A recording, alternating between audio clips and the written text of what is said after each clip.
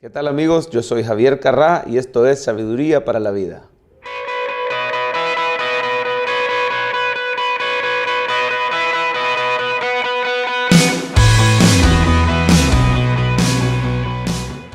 Bueno, recuerden, Sabiduría para la Vida es espacio para los que buscamos respuestas, guía y dirección de Dios a través de su palabra, la Biblia.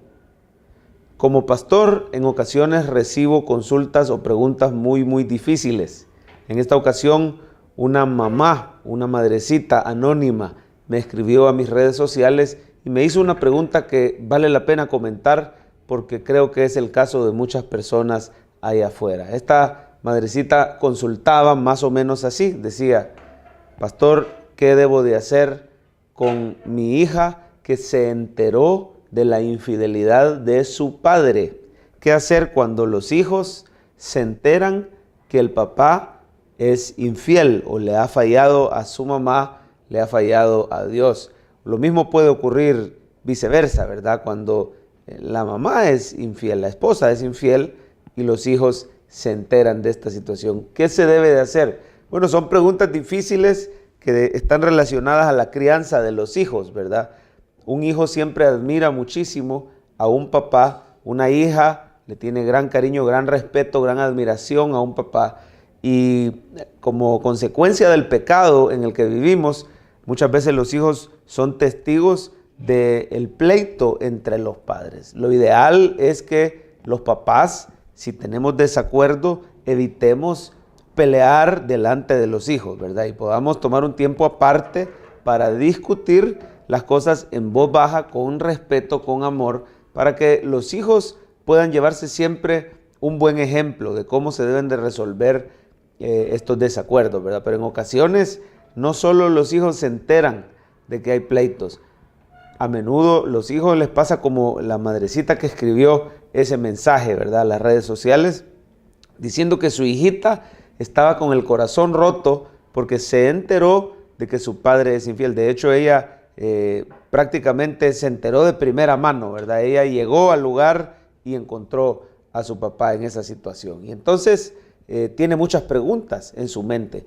Y esta mamá preguntaba: ¿qué le debo de decir, pastor? ¿Cómo hago para que ella pueda seguir honrando a su papá habiendo ella sabido esto? ¿Cómo minimizamos el daño? Quiero decirle que la respuesta a esta difícil situación está en el Evangelio. Esta es una perfecta oportunidad para que le enseñemos el Evangelio en la práctica a esta niña, ¿verdad?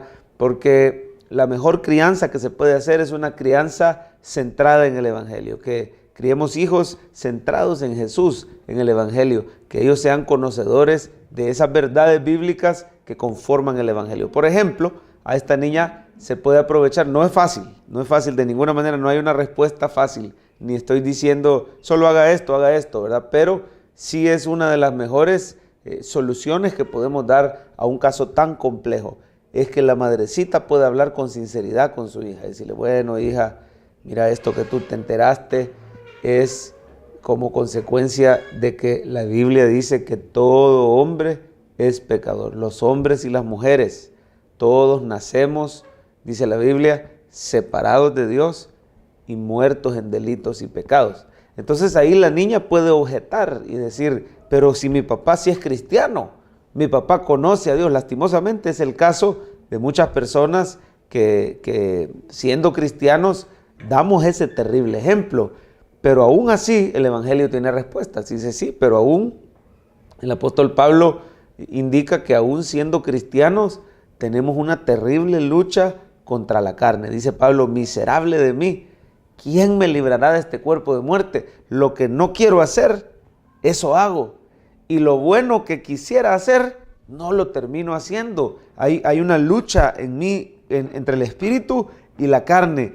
Y entonces, hija, por esa razón es que tú has visto este mal ejemplo, este pecado, ¿verdad?, de tu papá, porque tu papá, al igual que todo ser humano, es un ser humano de carne y hueso, imperfecto, comete errores. Pero quiero que sepas que por ese pecado y por muchos otros pecados, Cristo vino a la tierra porque nos amó siendo pecadores.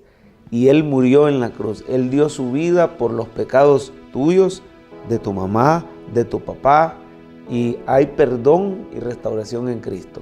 Y esa mamita puede decir: te pido que oremos por tu papá, te pido que siempre lo respetes, porque así como él, tú y yo también somos pecadores y necesitamos la gracia de Dios en Cristo.